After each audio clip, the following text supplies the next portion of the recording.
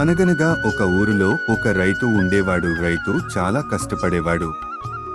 ఒకరోజు రైతు గొడ్డలి పట్టుకొని వెళ్తున్నాడు అడవిలోకి కట్టెల కోసం.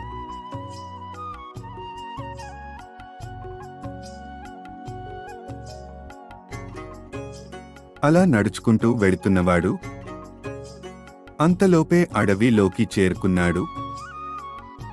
అక్కడ ఉన్న కట్టెను కొడుతున్నాడు. తనతో తెచ్చుకున్న గొడ్డలితో కొడుతూ ఉన్నాడు.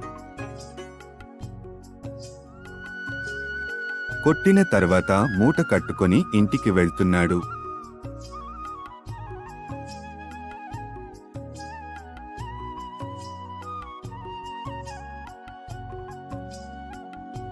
ఇంటికి వచ్చాక విశ్రాంతి తీసుకుకుండా మళ్లీ పొలంలోకి వెళ్ళాడు. అక్కడ ఉన్న తన ఎద్దులతో పొలం దున్నుతున్నాడు.